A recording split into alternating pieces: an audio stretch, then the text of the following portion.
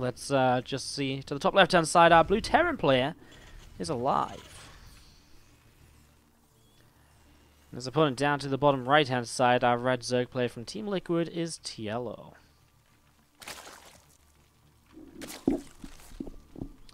So, the way this is going to go is TLO versus aLive here from replays, and then when we're done casting this, there will be some downtime where we'll fill a little bit of the gap with something. We'll do something. We'll probably run a match or two from rebroadcast, and then we'll go live with the WCS EU qualifier.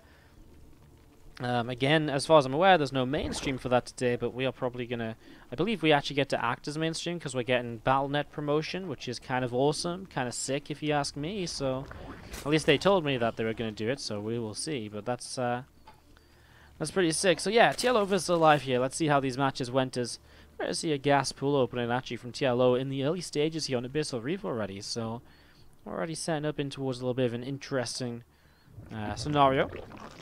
As we'll also be seeing this hatchery of TLO coming down. So I mean, it's not like he's going to go one base all in. Just a little bit of gas pool will give him a ling speed earlier. Potential to go in towards a bit of a roach rush potentially. Here on Abyssal Reef for the first map between the two. Barracks will finish up from aLive, and you will get the opportunity now to throw in towards a command center. Get that set up. Get that building.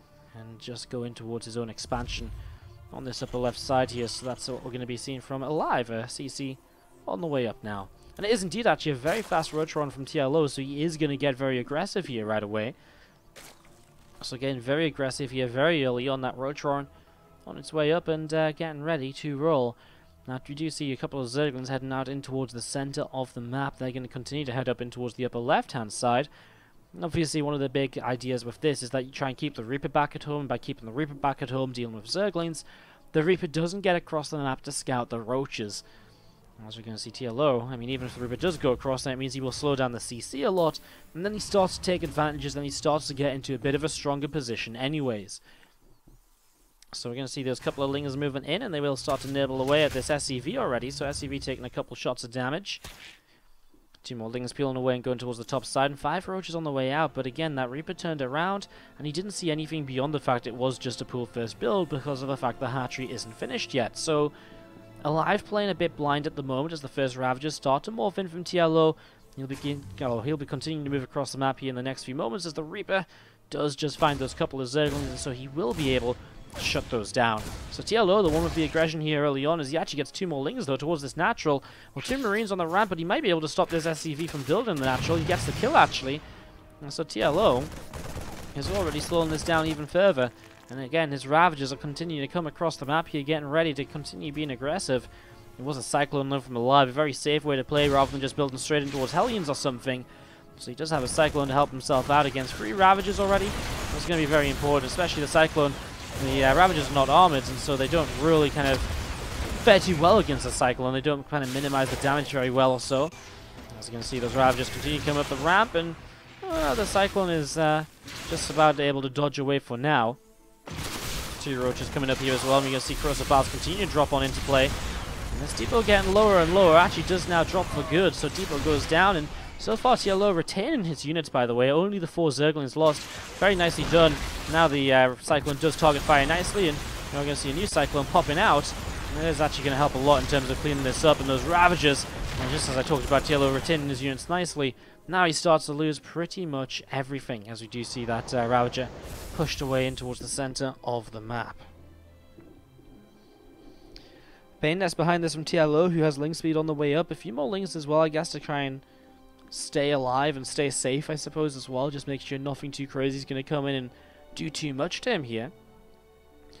These units going to gather up on towards the natural expansion. We do see the hatchery going to be finishing it on 1 with 2. We're going to see Zerglings are going to continue to work their way through those rocks, and again, Bayonet will be finishing shortly as we see the Liberator coming out of this starport. A factory going to be finishing up on this tech lab, and so siege tank production could begin if he feels it necessary, or he could just make way for the starport to open up into a Banshee. Wow, TLO is actually going to go for round 2 of this aggression. This is a lot more Lings. He's going to go for a follow-up Bane Bust. So TLO is really kind of determined to end this game early and to stop this from being something that goes into a lengthy game. He wants this to end ASAP. Well, these first Banes will have to start morphing in a moment or two. His Ling speed will finish up for Lings to reinforce a lot faster. Liberator coming across the map, and it is just a siege tank, but tanks are not the best actually against the Bane bursts, because obviously the Lings can jump on top of the Banelings very easily. Well, these Banes going to finish up here in a moment or two, 5 of them.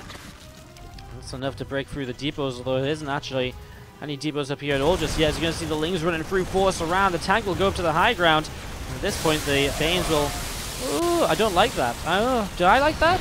I'm not sure. The tank actually fires and the friendly fires down the depot. I mean, the Lings get a bit of a surround there. You're going to see this tank and Cyclone going down. Okay, I guess in the end it works out. I was a little bit skeptical about using the Banes on the Cyclones. I felt maybe just going Banes in towards the mineral line would work out so much better. Liberator picks up 7 kills in the meantime. So drones are also dropping here, so it's important that TLO does a lot right now, because he needs to make up for the fact that he lacks tech, and also that he really just lacks economy at home, based on the fact that he built up so many units, and he also himself took some damage here.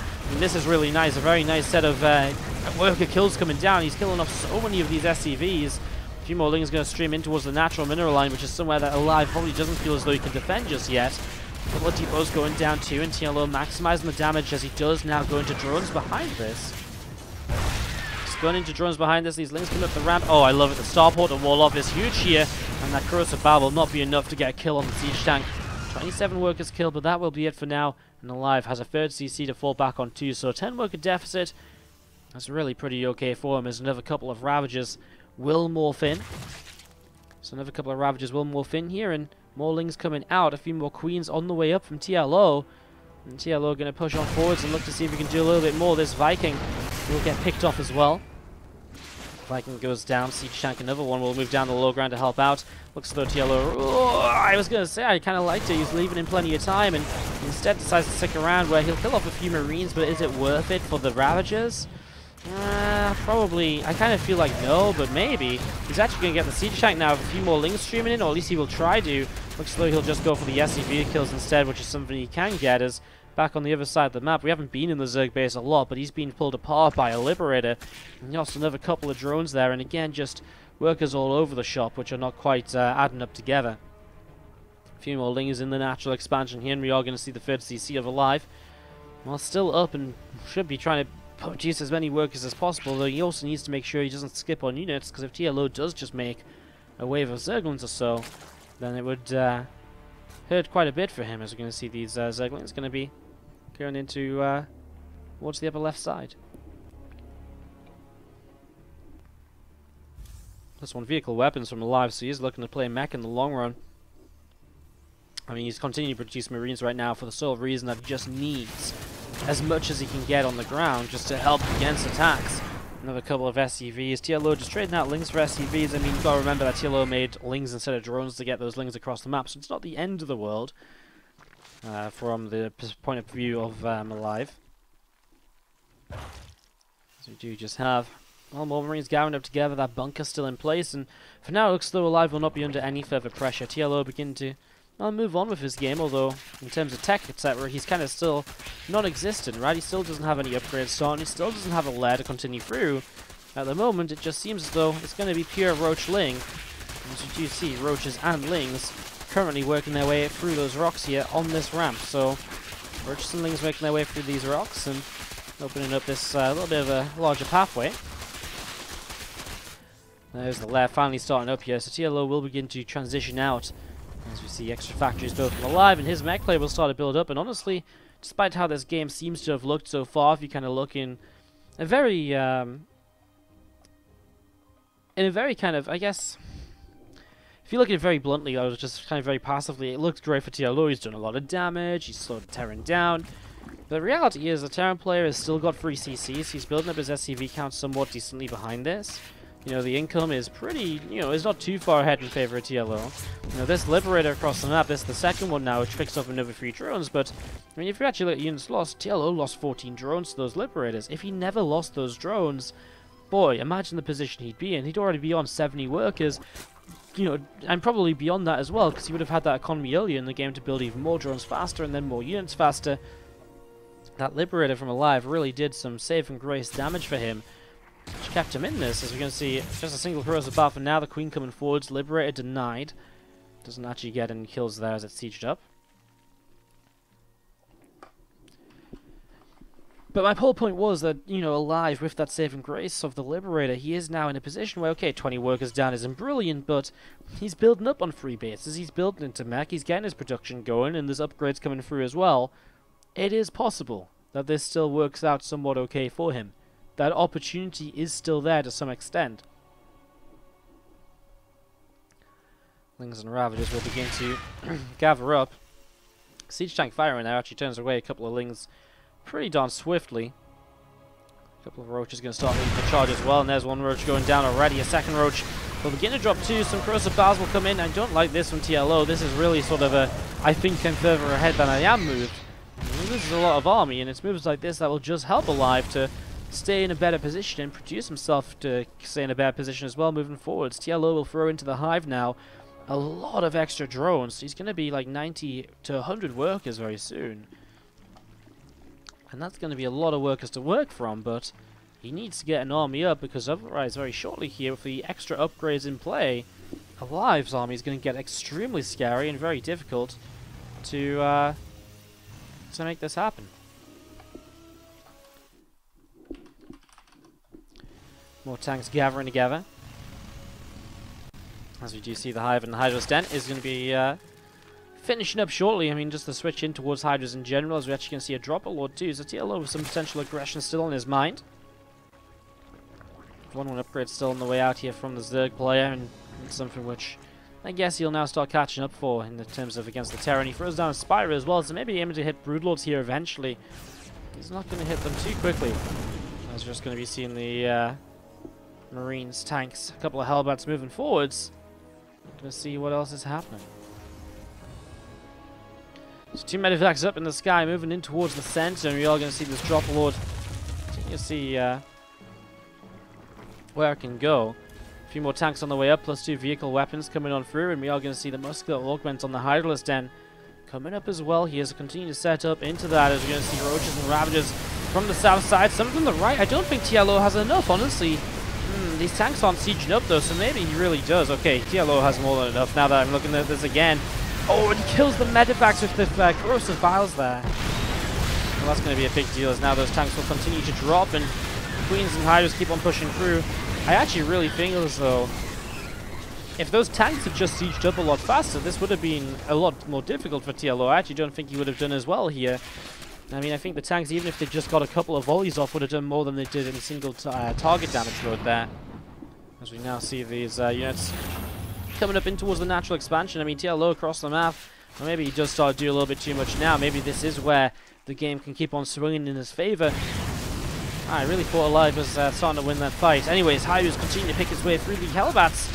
And obviously, Ling's are already on the mineral line. Vikings going down very quickly too. And our tanks are beginning to siege to help out, to help defend, push this back properly. Across the map, some Hellions are actually roasting away at a mineral line too. So for the 17 workers lost, I mean, aLive is doing good damage to try and catch up in terms of workers killed. He's trying to keep it very even. The problem is TLO was on like 90 workers and aLive was on like 60, 70. And so he really wasn't in a position to lose more workers, even if it is just by a few than his opponent. It really still puts TLO into the much better spot here. TLO can afford to lose that eco to some extent. There's a greater Spire coming up as well. And I think at the end of the day, how do you actually get into the position here where... I mean, how do you get into a position right now where the extra eco of the Zerg player gives through to anything the Terran does? I mean, also aLive doesn't have the economy to switch in towards anti-Broodlords kind of tech, you know, lots of Viking, lots of fours. And so with TLO coming through with a few Corruptors, his Broodlords will be on the way soon, and aLive really does not have an answer to that at all just yet. We'll see a couple of drones going down. We're just going to see the Roaches and Hydras coming around and picking off a few of these Hellions. And we thought it was going to be finishing up once again in just a moment or so. You know, just going to be seeing, well, a 4th base from aLive. Again, you know, you look back on this and there was moments where aLive wasn't maybe in as terrible a spot as the opening seemed to put him in, but again, that attack in the center definitely was the one in TLO's... definitely was one that went TLO's way, and from there TLO really is going to be able to close this out as more Roaches and Hydras in towards the center. Again, there's Brood still coming up here as we see some more Hellions running around as well. Looking to just try and deny some of this economy. aLive trying to keep up in this game in any way he can. Roaches and Hydras back over to the right-hand side once again, and just going to see those Hellions picking away at another couple of lava here and there. A little bit more damage being dealt. Barracks up overhead, and you're not just going to be seeing the Raxes just sitting atop of this creep here. As aLive is going to be still moving around with these Hellions. More medevacs and tanks continue to come on through, and again, just more units through the center of the map. And Queens continue to spread out the creep as well. So the Broods coming through this, and they're just going to be continuing towards the upper left side, where it's kind of the march of death right from TLO. He just has so many of these Broodlords. And with so many of these Broodlords here, he's probably just going to be able to march on through to victory here in game number 1. Movements are starting to be dropped on down. I mean, depots are falling. There's just no anti-air. 2 Vikings and a few 4s. Okay, I mean, they'll come into play to what avail? I mean, there's actually Queens over here to help out, and it's just going to be way too late. Anything aLive gets out now. GG, and TLO takes game 1 of this best of 2. And so to the top left-hand side, our red Terran player from My Insanity is aLive. And to the bottom right, our blue Zerg from Team Liquid, TLO. You guys are fucking joking about me kind of calling that fight in the middle of the map wrong, but you tell me that didn't look scary. TLO had barely any units, and I just feel as though aLive, if he sieges up those units, then all of a sudden, like, roaches, etc., just sort of disappear so much faster. I mean, it's a very close fight at the end. Like, TLO had like 2 or 3 units left over. If those tanks siege, I really think it makes the difference. Maybe I'm wrong. Not right all the time, but hey. Just trying to give you guys the full view on why I was thinking what I said.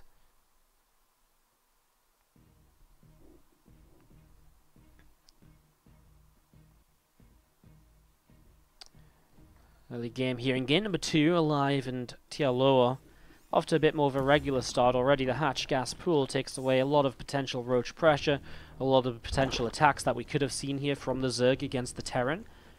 And it just puts TLO into a position where he won't be going for that kind of 2-wave all-in that we saw last game from the Ravager rush through 2. I mean, the Ravager rush is like not really all-in as much as it is pressure. But then the Baneland follow-up definitely was all about trying to all-in and ending the game right then and there and picking up the victory.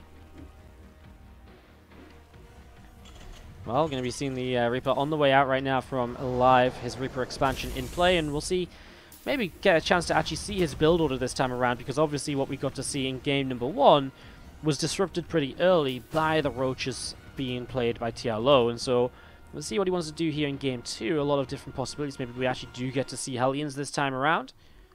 We'll see in a moment or so as this Reaper comes through the middle of the map, and again off on the way down towards the bottom right hand side, looking to see just what it can get up to here.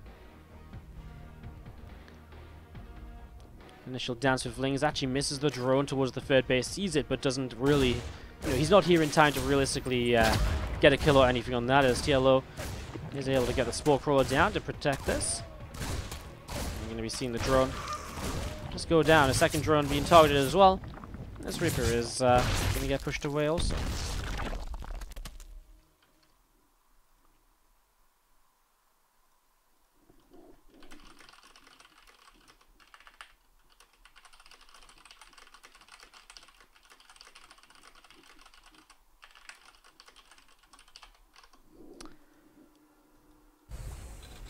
We're moving around, looking to see what's going on. Ling's speed is going to be coming up in the main base as well.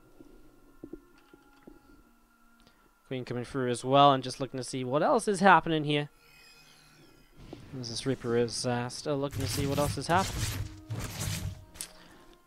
Stim pack starts up from aLive, so just a fast stim behind a very fast free CC. Factory going to move away towards another reactor, and probably just another couple of barracks coming on into play in the next couple moments. So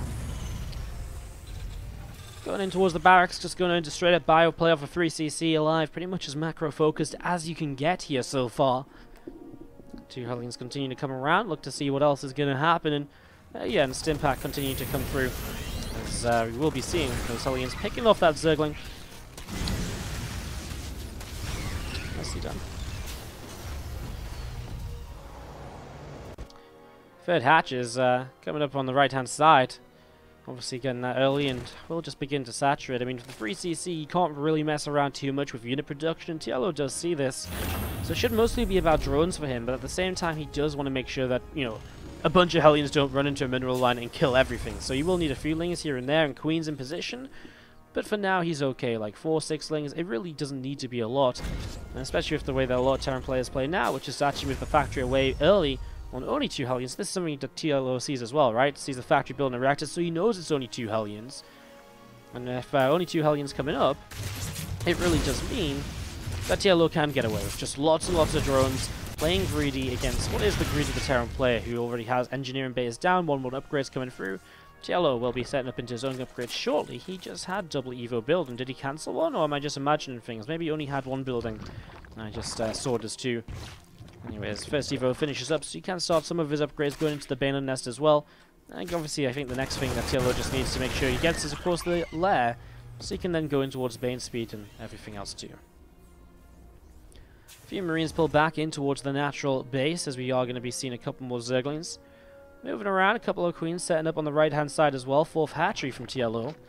Also getting set up and ready to roll. A couple of creep tumors pushing out. And we are going to be seeing still 1-1 upgrades coming on through. +1 carapace coming on up. Everything just getting set up for the macro-focused game here. And when will aLive want to push? Well, actually, I mean, Stim finished. As the first 2 medevacs come out, already you can start dropping around to clean out some of this creep. Take away some of the map control of the Zerg player, take away some of the opportunities the Zerg has to just really start running away with the game a little bit. That's exactly what he can do with those Marines loading up into medevacs already now. So moving across, let's look to see just what aLive can achieve. 2 full medevacs. Off they go.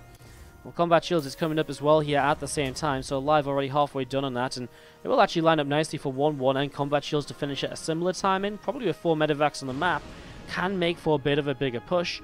We'll see if aLive looks to utilize that. Again, for now, this should just be about cleaning up creep. He gets 2, 3, 4 creep tumors here.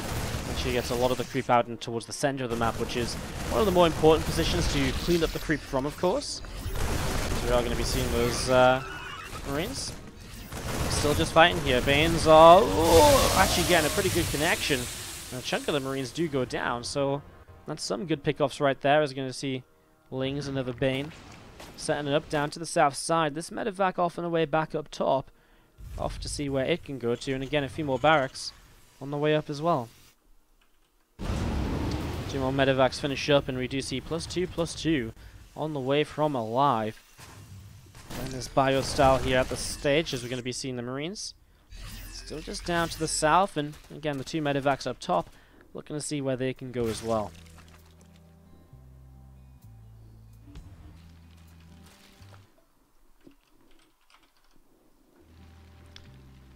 We've seen where they can drop right now. As you're going to see, the couple of Liberators just continue to come on through, and well, I guess TLO goes into a Spire here. I mean, we saw this from Amelia today in his ZvT against Kelazil. On this map even, just going straight into Corruptors off of the Ling Bane, and then going in towards the Hive Tech for the Ultras initially, and then eventually, much later on, he started to head towards Broodlords. Oh no, I think that was, I don't think he actually got to Broodlords in this game, but he just went in towards Ultras initially. As you see those Marines loading up into the medevac once again, and we are going to be seeing, again, just at this stage, aLive just buying time and just cleaning up creep and just slowing the Zerg down as he gets set to go. As we can see a stim forwards and maybe a scan here to clean up another few of these creep tumors. Lings and a few Banes running on in as well. Medevacs will lift, and again, just creating opportunities for the push with 2-2 to be a lot stronger later on. And by the way, from aLive, this is just pure bio with a couple of libs mixed in. This is not tank production, this is not Widow Mine production, this is just bio with a couple of libs now. So a very different push to what you might usually see. There's no support for any of this, and maybe that's because aLive just sees like Ling Bane at the moment. So we are going to be seeing the Marines dropping back up on the high ground here. We are going to be seeing the few more Marines still over here as well, looking for those opportunities. Liberator actually sieges up and just starting to harass. There is another one heading towards the third base. And again, aLive just trying to see what he can do already. And again, actually very nearly a queen kill, but transfuse is good. And that will be that. As Stim forwards Marines have to be a little bit careful. They lift up. Lings and Banes will be able to push this back. Ultra's Cavern is on the way down in the natural expansion, but here's the big push from aLive again. Pure bio, and even those Liberators aren't joining up with this army. They went to harass. This is a pure bio 2-2 push here out of aLive, and he does have 2-2 against 1-1 for a few more moments. Well, 2-2 against 2-1 for a few more moments, because +2 cap is just now finishes. So a little while here he can fight with a small upgrade lead. Marauders will lead the charge and tank against the Banelings. Corruptors to fight the Medivacs. Here we go, big stim of the entire army of aLive, and those Marauders at the front are just not dying. TLO just can't seem to make any progress already. He's going to come forward for another attack forwards now, and, well, just not enough. I mean, the split of aLive in the back wasn't even necessary. Banes didn't even make it that far. I was going to see again Marauders being left in the front to keep on tanking this, and, well, the Corruptors are starting to make their way through the Medivacs, but does that matter? Because there's nothing left on the ground. Queens are disappearing. Now the Corruptors will get picked up as well by this Bioforce, and, wow, all of this was just with an upgrade advantage for aLive. That +2 melee finally finishes here, but obviously not in time to help TLO at all. And his 4th base into heavy fire, and with more units just streaming across the map. A drop over here. aLive has killed a lot of units, a lot of workers. He's put himself in a prime position to close out Game 2 with a victory for himself to take a 1-1 in this matchup. It looks as though that is pretty much going to be it. Those Broodlings popping out of this hatch. That will be that, and this Queen going to get taken down too. I mean, just damage everywhere. TLO does type out GG, and aLive will take it to put the 1-1 scoreline through. And there it is, 1-1 between aLive and TLO.